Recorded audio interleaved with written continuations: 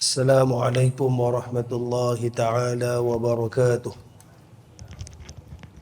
A'udzu billahi minasyaitonir rajim. Bismillahirrahmanirrahim. Alhamdulillahi rabbil alamin. Wassalatu wassalamu ala sayyidina wa maulana Muhammadin asyrafil mursalin wa ala alihi wa sahbihi ajma'in. Subhanaka la ilma lana illa ma 'allamtana innaka antal alimul hakim. Qala rabbi shrah li sadri wa yassir li amri wahlul 'uqdatam min lisani yafqahu qawli. Allahumma la sahla illa ma ja'altahu sahla. Rabbana 'alaika tawakkalna wa ilaika anabna wa ilaikal masir. Allahumma ja'alna min ahli syafa'ati wa ummati sayyidina Muhammadin sallallahu alaihi wasallam. Amma ba'du. Alhamdulillah, saudaraku hadirin umat Allah Subhanahu wa taala, setinggi kesyukuran kita hanjatkan kepada Allah Subhanahu wa taala dengan izin dan irada Allah, rahmat dan kasih sayang Allah, kita masih diberikan ruang dan peluang oleh Allah Subhanahu wa taala untuk menjadi hamba yang terus mengimarahkan rumah-rumahnya dalam keadaan Allah Subhanahu wa taala masih mengekalkan kesihatan dan kekuatan pada tubuh badan kita. Nikmat demi nikmat yang diberikan saban hari oleh Allah Subhanahu wa taala, yang mana alhamdulillah kita terima nikmat ni sebagai satu tanda untuk bertambah syukur dan terima kasih kita kepada Allah Subhanahu wa taala. Maka wajib bagi kita untuk terus berterima kasih kepada Allah, dan apa yang ada pada kita hari ini tuan-tuan, teruskan berdoa. Mudah-mudahan iman, Islam, sihat, kuat semua ni yang Allah Taala berikan kepada kita sekarang ni, Allah Taala akan terus kekalkan sampai akhir hayat kita insya-Allah. Amin ya rabbal alamin. Tuan-tuan dan Allah SWT, alhamdulillah, InsyaAllah seperti biasa tuan, kita akan mulakan dengan bacaan suratul Kahfi. A'udzu billahi minasyaitonir rajim. Bismillahirrahmanirrahim. Alhamdulillahilladzi anzala ala 'abdihil kitaba wa lam yaj'al lahu 'iwaja قيما لينذر بأسا شديدا من لدنه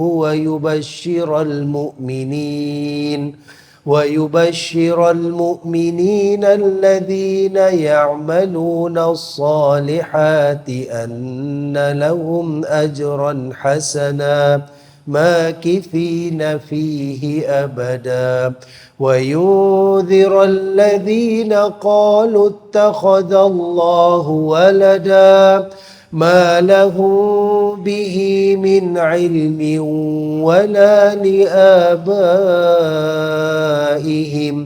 كبرت كلمة تخرج من أفواههم إن يقولون إلا كذبا فلعلك باخع نفسك على آثارهم إن لم يؤمنوا بهذا الحديث أسفا إنا جعلنا ما على الأرض زينة لها لنبلوهم أيهم أحسن عملا وإنا لجاعلون ما عليها صعيدا جرزا أم حسبت أن أصحاب الكهف والرقيم كانوا من آياتنا عجبا إذ أوى الفتية إلى الكهف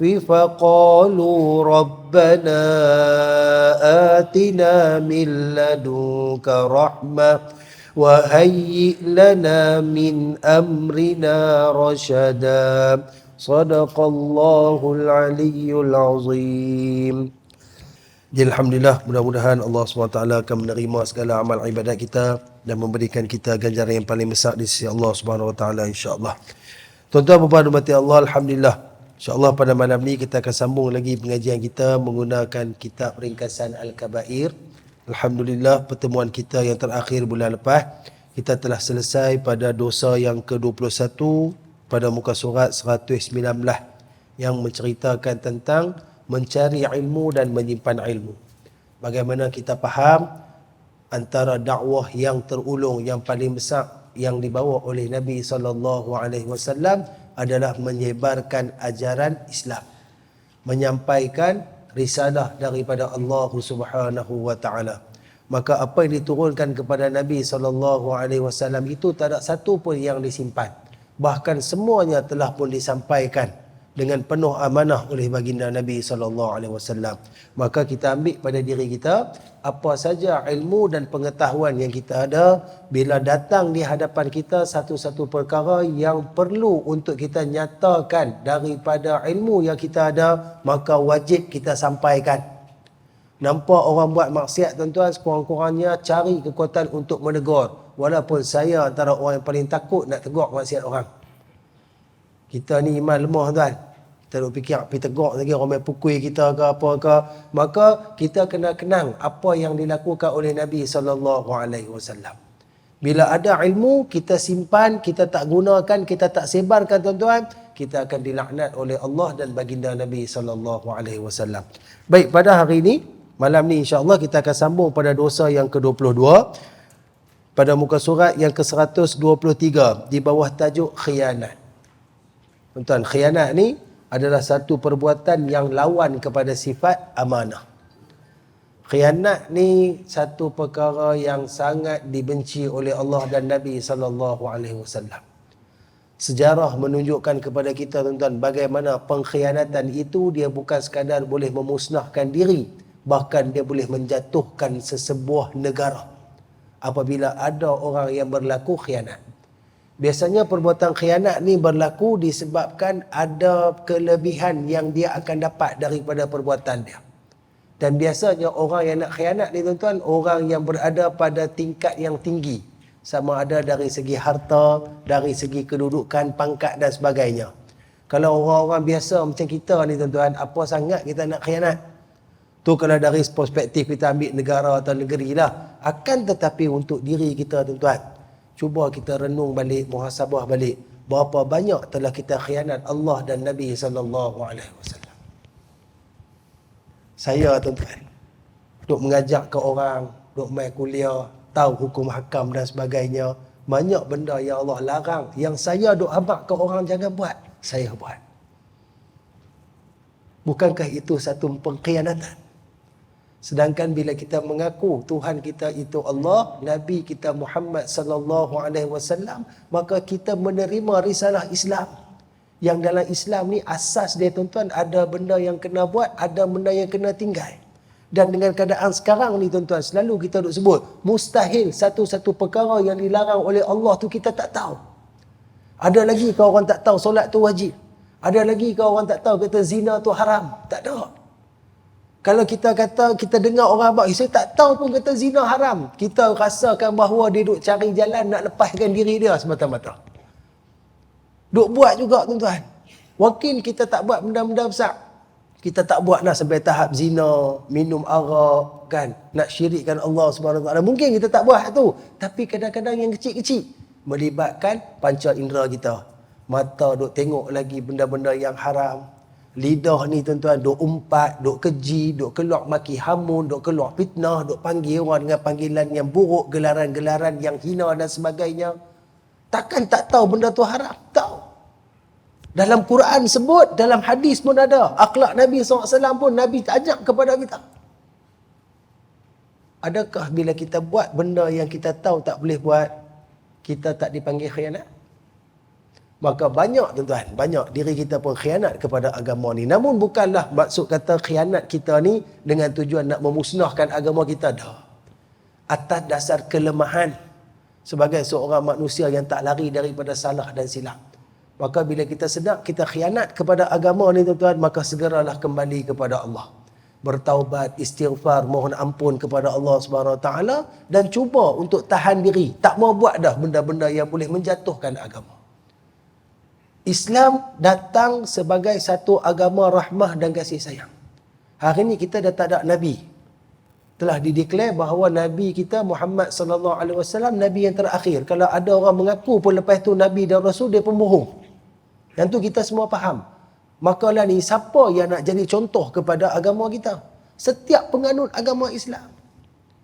Bila kita buat perangai yang orang tengok menyebabkan orang benci kepada Islam, orang jauh daripada Islam, bukankah kita disebut telah berkhianat kepada agama?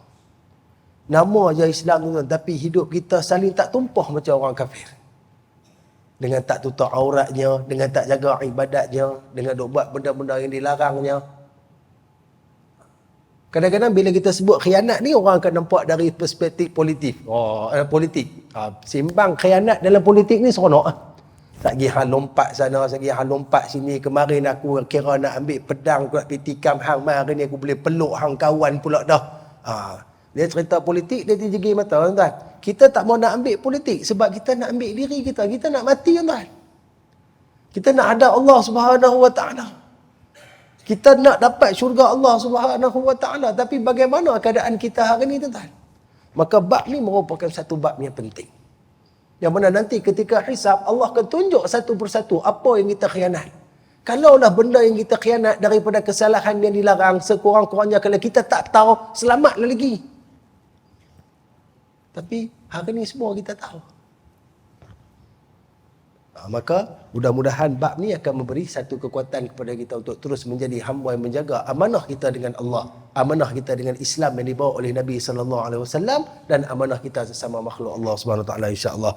Baik, kita tengok pada kitab. Firman Allah Subhanahu Wa Taala dalam suratul Anfal ayat 27. A'udzu billahi minasyaitonir rajim. يا أيها الذين آمنوا لا تخونوا الله والرسول وتخونوا أماناتكم وأنتم تعلمون. Maksudnya, wahai orang-orang yang beriman, janganlah kamu mengkhianati amanah Allah dan Rasulnya, dan lalu kamu mengkhianati amanah-amanah kamu, sedang kamu mengetahui salahnya. Betul tak tuan-tuan apa kita sebut pada mukadimah tadi? Allah kata jangan khianat Allah dan Nabi SAW, sedangkan kita tahu benda tu benda yang salah, benda yang tak betul. Jangan khianat. Kita hari ni mengaku Allah itu Tuhan. Kita beriman dengan ajaran Nabi SAW. Maka apa yang perlu kita buat sekarang ni, sedaya upaya bawa diri kita untuk berada di atas jalan Allah dan Nabi SAW. Terkeluar, tersesat, biasa, patah balik. Dalam keadaan kita digoda oleh syaitan, dalam keadaan nafsu kita sentiasa membuat-buat, menyuruh kita melakukan larangan dan kejahatan, itu biasa tuan-tuan. Tapi lama mana kita nak hidup dalam keadaan kita sentiasa menuruti syaitan dan nawa nafsu semata-mata? Tuan-tuan, mungkinlah hari ni kita buat salah kepada Allah Subhanahu Wa Taala, ada seketika Allah Taala datangkan dalam bentuk hidayah, Allah tunjuk kat kita. Mungkin hidayah ni dalam keadaan orang tahu kita buat benda jahat, orang tahu aib yang kita buat dan sebagainya, benda tu jadi kantoi.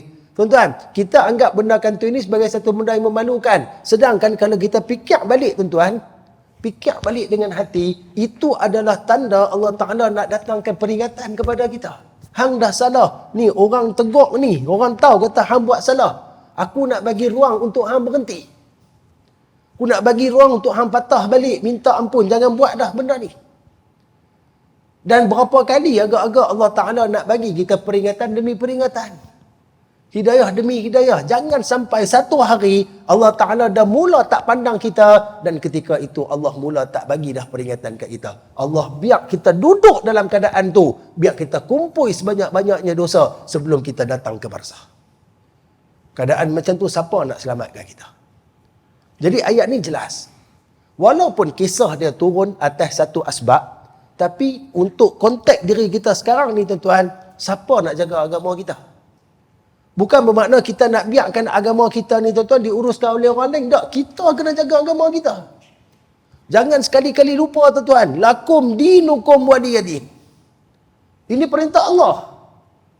Allah suruh Nabi SAW bagi tahu, kamu agama kamu, kami agama kami. Kami tak kacau hampa, hampa jangan kacau kami. Dan masalahlah ni, kita pun tak jaga agama kita. Orang Islam berapa ramai yang tak jaga agama dia. Berapa ramai yang tak heran bila orang nak kata macam-macam kat agama dia. Orang nak buli agama dia, orang nak hina agama dia. Ini semua termasuk dalam pengkhianatan. Allah nak tengok tuan-tuan. Allah bukanlah kata nak tengok kejayaan. Oh, hang daripada hidup sampai mati, hang Islam, hang tak menang juga. Pasal apa hang tak menang? Sebab hang tak menang, aku tak hang dalam neraka. Tak. Allah bukan nak tengok benda tu tuan-tuan. Menang kalah Islam itu janji Allah. Islam akan menang. Dengan kita atau tanpa kita, Islam akan menang. Tapi Allah nak tengok effort. Usaha kita. Sejauh mana hang mempertahankan agama aku? Setiap kali orang hina agama kita, orang hina Nabi kita, apa tindakan hang? Apa yang hang buat? Untuk diri hang, bagaimana hang menghidupkan syiar yang dibawa oleh Nabi aku? Yang tu Allah Ta'ala nak tengok. Sebab tu tuan-tuan, dalam kehidupan, Allah tak pandang pada awal. Allah tak tengok silam kita, waktu muda kita ada. Allah tak pandang tu semua. Allah pandang pada pengakhiran. Sehingga kan doa kita angkat ke Allah. Allahumma khtim lana bihusnil khatimah. Ya Allah, tamatkan kami, akhirkan kami dengan pengakhiran yang baik. Kita tak cerita minta pada, kita nak pada awal lah baik kan.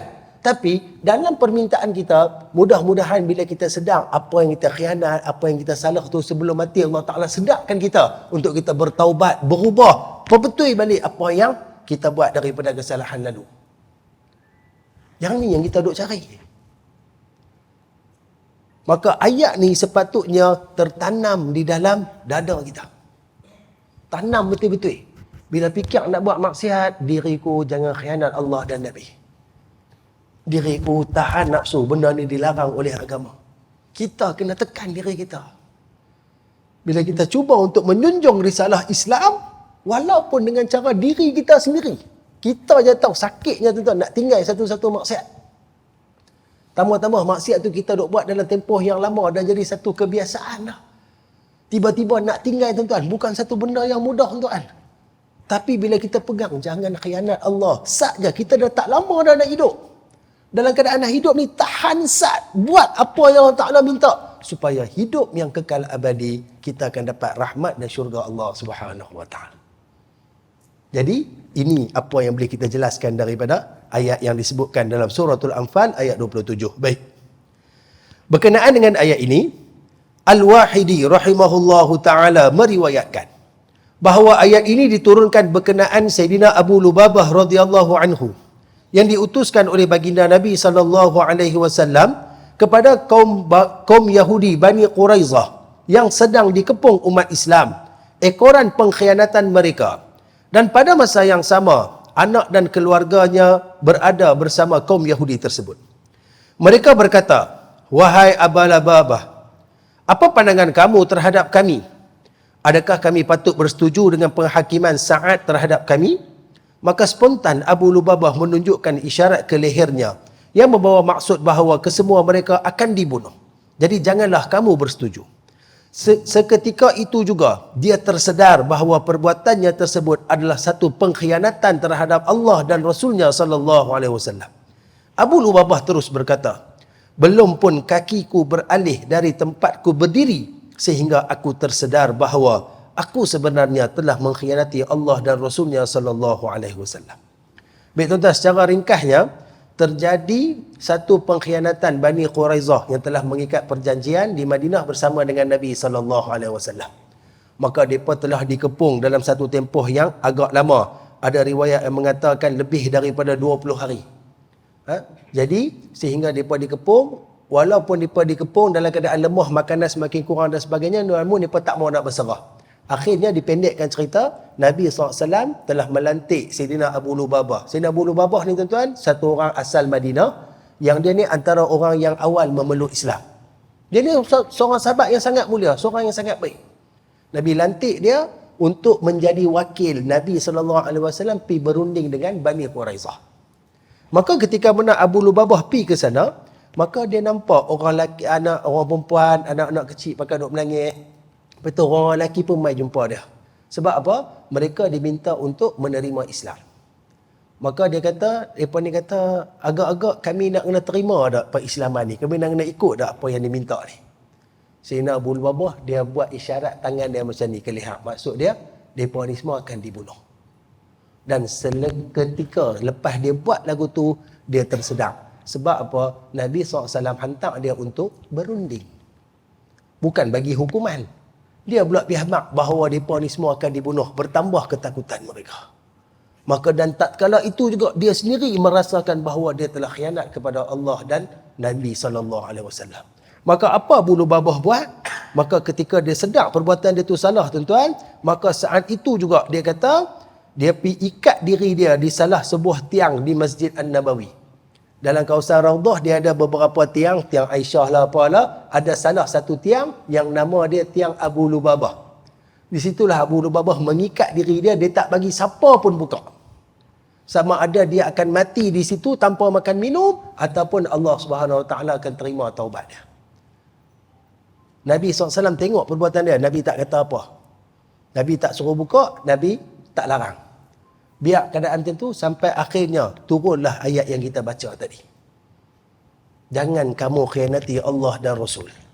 Dan seketika beberapa hari selepas itu turun pula wahyu yang menyatakan bahawa taubat Abu Lubabah itu telah diterima oleh Allah Subhanahu Wa Taala, seperti mana yang tertulis dalam surah Taubah ayat 102. A'udzu billahi minasyaitonir rajim.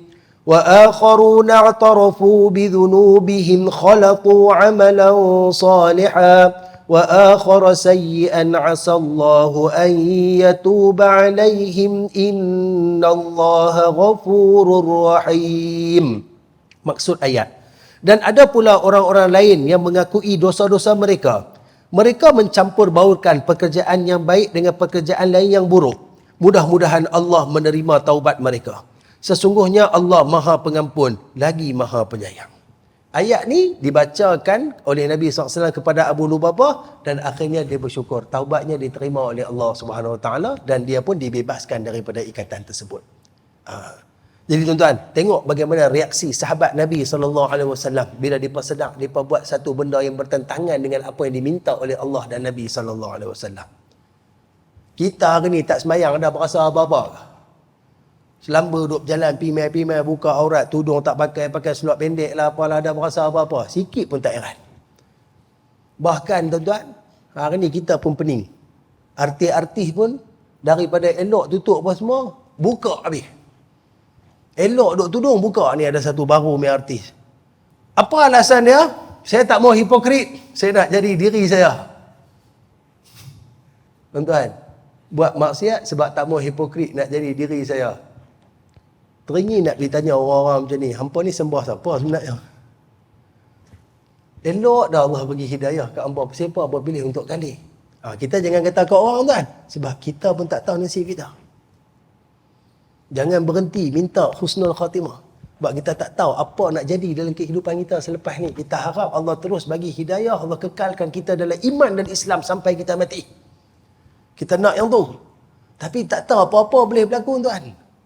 Allah nak pusing tuan-tuan, Allah boleh pusing ikut suka Allah Subhanahu Wa Taala.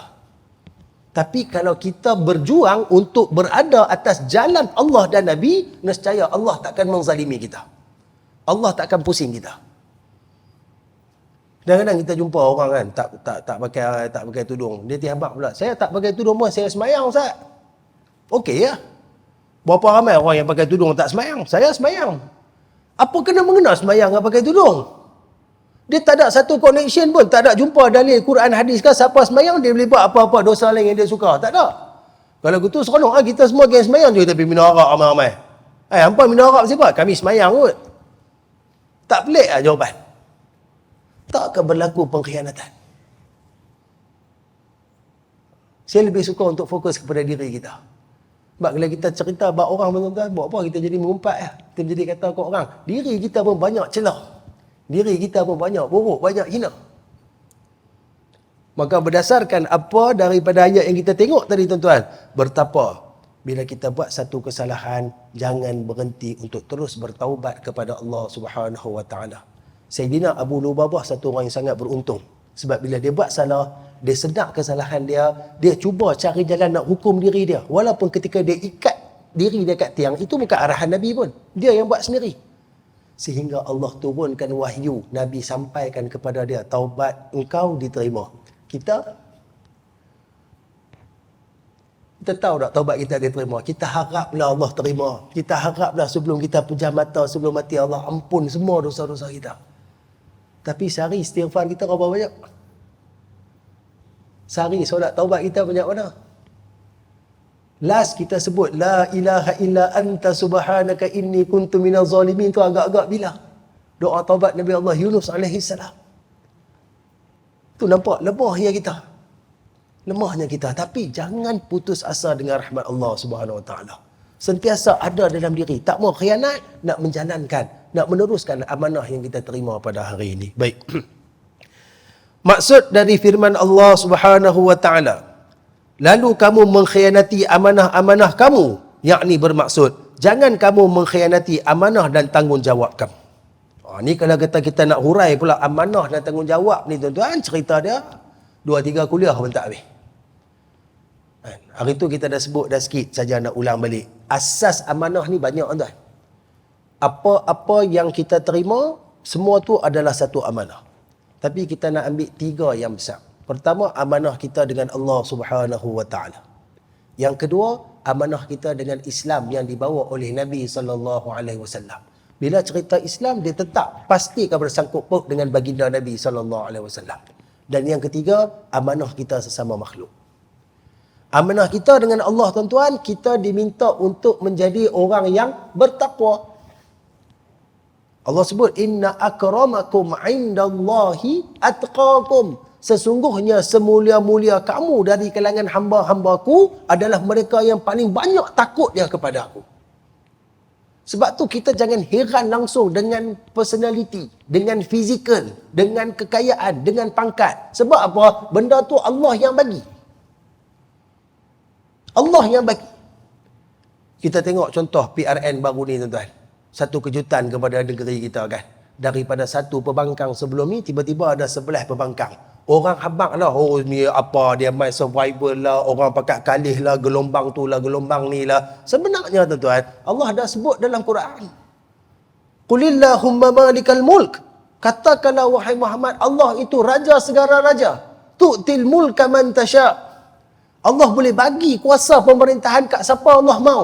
Wa tanzi'ul mulka mimman tasha'. Allah boleh kalih kuasa pemerintahan kepada siapa yang Allah Ta'ala mau. Ini semua Allah dah tetap dah.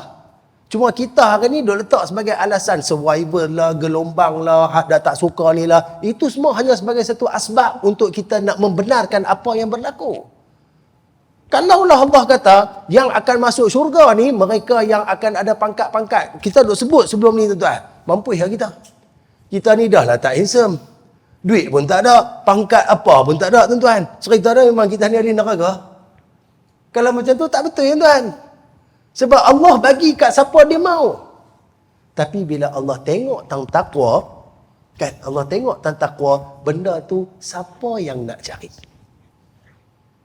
Tuan-tuan main daripada maghrib. Tuan-tuan duduk i'tikaf. Tuan-tuan tadi kerja kan? Kerja tadi siang. Awak tak letih. Tuan-tuan robot ke apa ke? Tak larat ni, tak larat. Tapi duduk juga. Sebab apa? Takwa. Yang tu yang Allah Ta'ala nak tengok. So makin banyak takwa kita kepada Allah, maka ketika itu kita telah pun menjadi hamba yang beramanah kepada Allah Subhanahu Wa Ta'ala. Berdasarkan apa yang disebutkan di sini. Yang kedua, amanah kita dengan Islam dan ajaran baginda Nabi sallallahu alaihi wasallam. Ma atakumur rasulu fakhuzuhu wa ma nahakum anhu fantahu. Allah Taala kata, apa-apa yang disuruh oleh Nabi sallallahu alaihi wasallam maka kamu lakukan, dan apa-apa yang ditegah oleh Nabi sallallahu alaihi wasallam kamu tinggalkan. Islam datang atas jalan pembawaan Nabi sallallahu alaihi wasallam. Wahyu turun kepada Nabi, Nabi jelaskan, Nabi tunjuk cara. Allah Ta'ala wajibkan solat. Kalau kata Nabi tak ada, macam mana kita nak solat? Macam mana pergerakan solat? Semuanya ditunjuk oleh Nabi SAW. Nabi bukan sekadar membawa agama, Nabi juga membawa dalam keadaan tunjukkan kepada kita bagaimana kita nak hidup dengan satu akhlak yang sangat baik. Hari ni berapa ramai kita khianat kat Nabi SAW? Berapa ramai yang tak ikut apa yang diminta oleh Nabi SAW? Berapa ramai yang tak kenang susah Nabi SAW?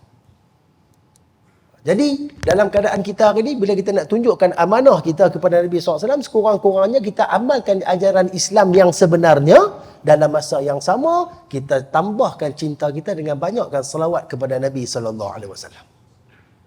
Itu secara ringkas. Yang ketiga, bagaimana disebutkan amanah sesama makhluk. Hak ni benda berat. Sebab kita dulu dah lepas dah bab zalim. Tuan-tuan mesti ingat dah bab zalim. Zalim ni dia berlaku sesama makhluk, tuan.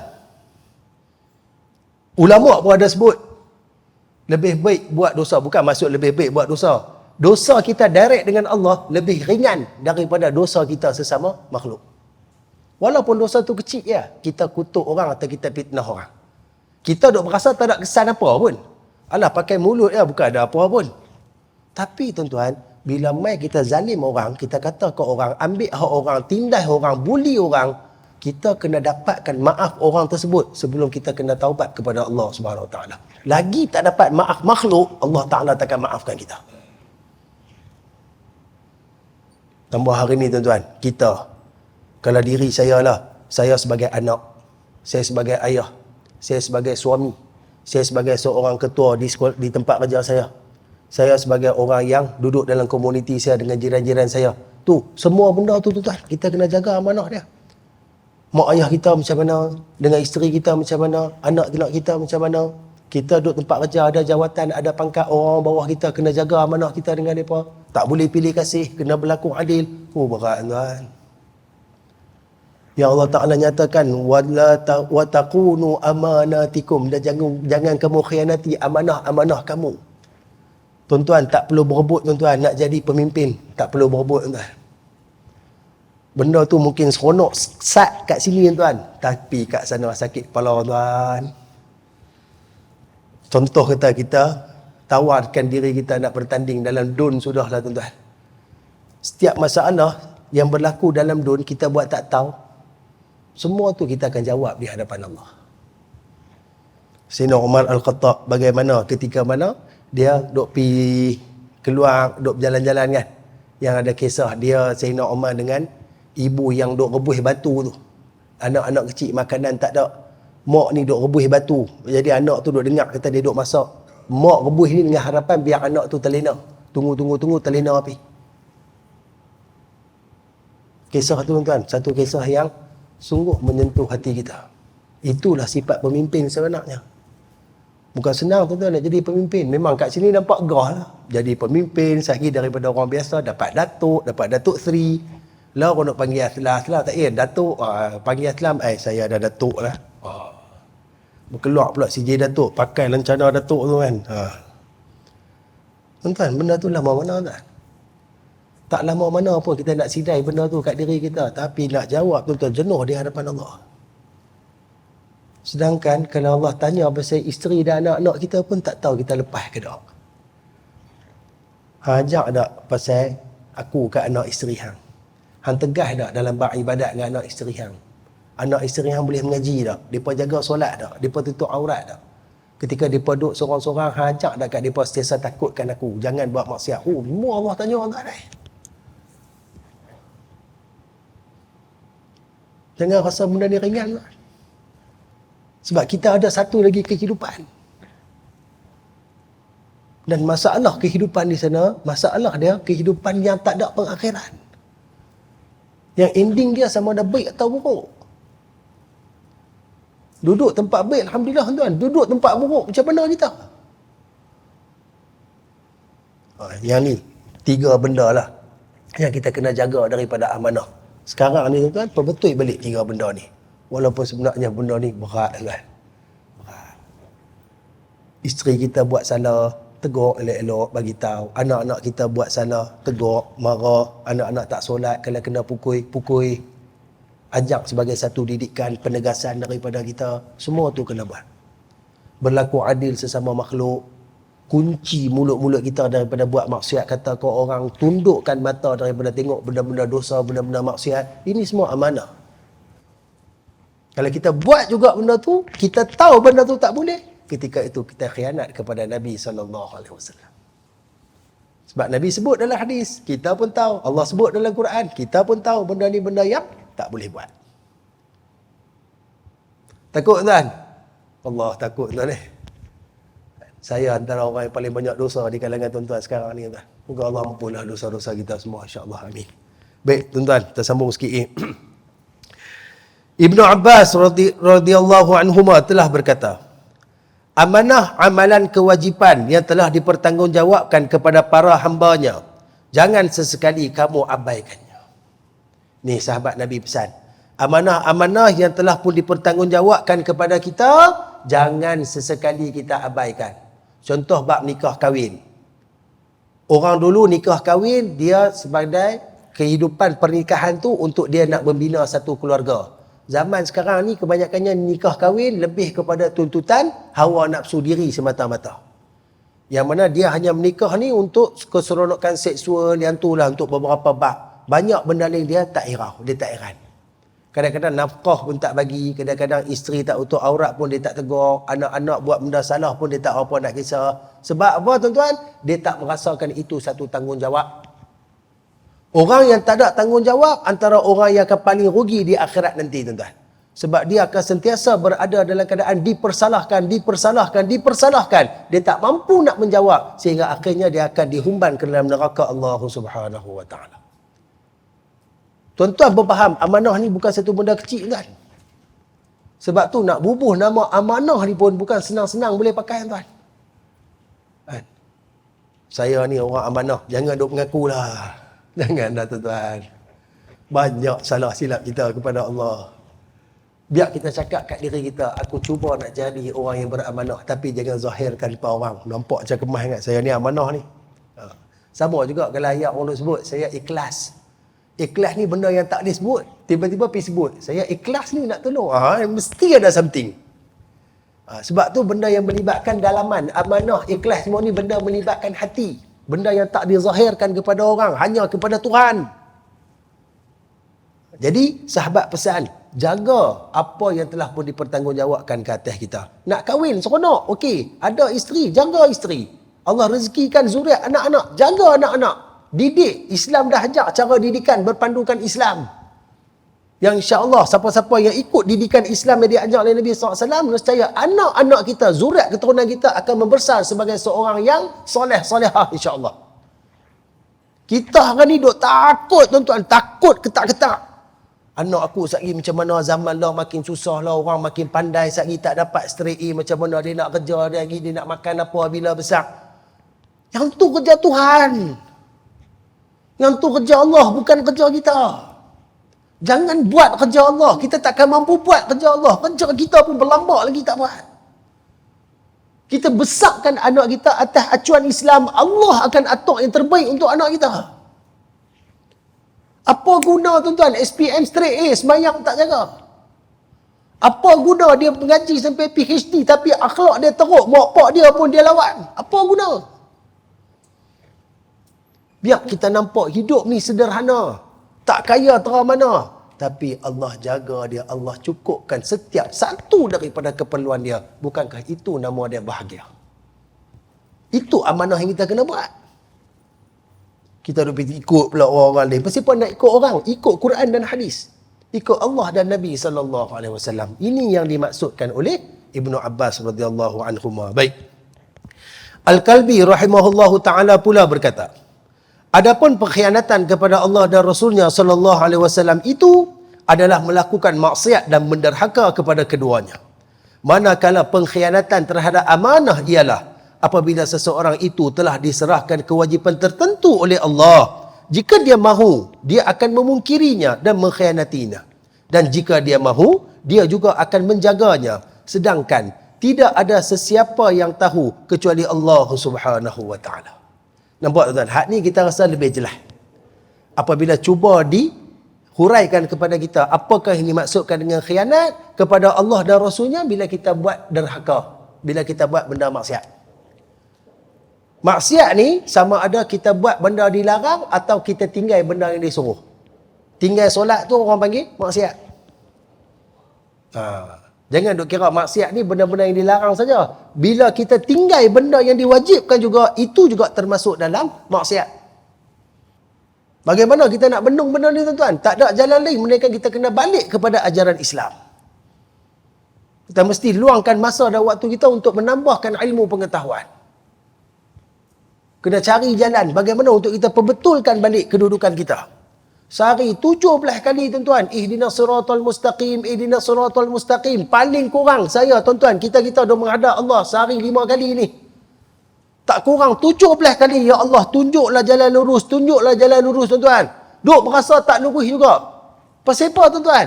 Kita tak mau lurus kan? Allah boleh tolong kita kalau kita sendiri yang nak tolong diri kita. Inna Allah la yughayyiru ma biqaumin hatta yughayyiru ma bi anfusihim. Allah takkan ubah nasib sesuatu kaum sampai depa yang nak ubah nasib depa sendiri. Bertahun dah kita duk sebut ihdinas siratal mustaqim. Jom mulai pada waktu saat sekarang ni tuan-tuan, kita realisasikan mustaqim tu macam mana kita nak dapatkan. Bila kita cari jalan nak luruskan, Allah akan ada di belakang kita. Doa itu merupakan salah satu usaha kita. Tapi ikhtiar kita kena ada juga. Ihdinas siratal mustaqim, siratal mustaqim, sembahyang sehari 2 waktu. Mai Ramadan tak puasa. Keluar pergi jalan-jalan, buka aurat apa semua. Tapi duk minta ihdinas siratal mustaqim. Kita tak usaha untuk nak dapatkan jalan yang lurus. Allah nak bagi ke? Tunjuk dulu kita nak dapatkan benda tu. Tinggalkan dulu benda-benda yang dilarang. Maksiat-maksiat apa semua ni. Ustaz, saya tak tahu Ustaz. Saya sembahyang ni susah Ustaz. Tambah-tambah subuh nak mangkit ni tak tahulah. Tidur ke apa? Saya tidur ni paling awal pun 1-2 pagi. Hak tu pun satu masalah ke? Dah tahu tidur 1-2 pagi tak boleh nak mangkit. Tidurlah awal sikit. Tidur ke 1 pukul 2 buat apa? Tengok Netflix lah. Time tu lah me time saya. Anak-anak bini dah tidur. Saya pun nak relax. Saya tengok cerita. Apa punya mangkap. Kalau tak mau tidur pun tak ada masalah. Asalkan sembahyang jangan tinggal. Silakan. Ini dah tahu tidur lambat. Tak boleh bangun pagi. Lepas tu nak salah siapa? Siapa yang silap? Kita yang punca. Apa betul benda tu? Okay, aku nak try tengok. Pukul 11 aku nak tidur. InsyaAllah niat tepuk kat bantai tu, ya Allah tolong bangunkan aku nak sujud kepadamu, ya Allah aku nak bangkit subuh, ya Allah. Allah akan gerak kita. Allah akan gerak kita. Yang tu yang kita kena bawa diri kita bagaimana nak meluruskan kehidupan kita. Kena berubahlah. Apa-apa yang tak kena tu kena cari jalan, kena ada satu muhasabah, kena perbetul balik. Apa lagi benda yang nak menghalang kita nak dapatkan rahmat Allah? Apa lagi dosa yang kita nak buat? Semua tu kena catat, kena fikir balik, kena cari jalan macam mana aku nak buang macam ni, macam mana aku nak buang benda ni. Kita punya usaha. Usaha kita tu lah akan membawa kepada syurga Allah Subhanahu Wa Taala. Yang tu yang disebutkan mengenai pengkhianatan kepada Allah dan Rasul. Adapun pengkhianatan terhadap amanah yang disebut oleh Imam tadi, apabila seseorang itu diserahkan kewajipan tertentu oleh Allah, jika dia mahu dia akan memungkirinya dan mengkhianatinya, dan jika dia mahu dia akan menjaganya. Kadang-kadang tuan, saya depan tuan-tuan ni bukan main lagi kan. Jubah, serban apa semua, mujak tak pegang tasbih, pakai ridak apa kan. Oh ni nampak ni kira memang soleh sungguh lah. Tuan-tuan, saya depan tuan-tuan tahu. Semayang pun berakaat-rakaat tak berhenti-henti tuan ni. Dan Datuk Bilal nak qamat tak boleh, duduk semayang sunat tak habis-habis lagi. Orang punya panjang semayang ni. Duduk di belakang tuan-tuan, apa-apa macamnya benda saya buat kepada Allah Subhanahu Wa Taala. Apa-apa punya maksiat, apa-apa punya larangan, semua saya buat tuan. Sambil saya menjangka bahawa tak ada siapa yang tahu. Dan sebenarnya saya lupa, Allah tak pernah tidur. Allah tengok macam ni ramai perangai tu. Depan orang muka kami pumpang-pumpang, jom taubat lah, apa betul lah, apa lah, apa semua. Belakang orang yang ni yang buat kat aku tu. Tuan, yang tu benda yang kita kena takut tuan-tuan. Dosa kita ketika kita berseorangan. Dan ketika kita berseorangan, kita tahu benda tu dosa tuan-tuan. Contohlah kata, sebelum tidur kan seorang-seorang ni duk tengok buka handphone, tiba-tiba lalulah benda-benda tak elok, pornografi ke apa-apa. Kita boleh pilih sama ada kita nak tekan atau kita nak pangkah. Tak ada siapa kot yang tekan pilih. Kalau depan orang kita akan tekan tuan-tuan. Oh, mampu nak tekan. Cari orang yang ada respect. Kita ketika itu sebenarnya cuba tanya diri tuan-tuan.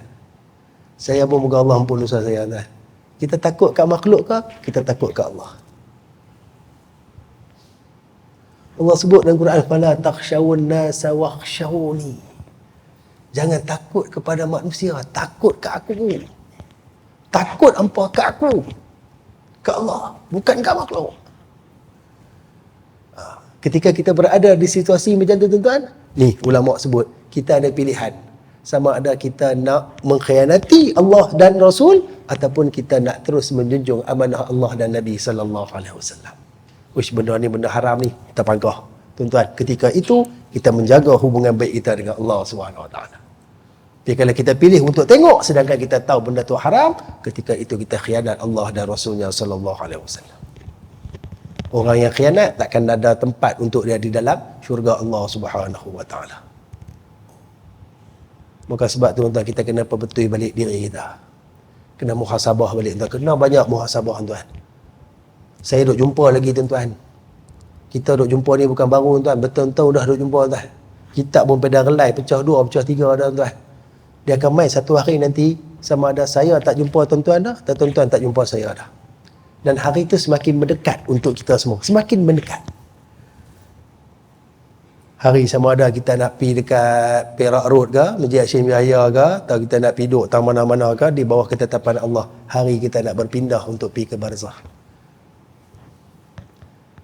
Maka biarlah dalam keadaan kita mendapat rahmat dan redha Allah Subhanahu Wa Taala, mendapat ampunan Allah Subhanahu Wa Taala. Mayat kita disambut tuan-tuan, roh kita disambut oleh malaikat, disambut oleh Allah Subhanahu Wa Taala.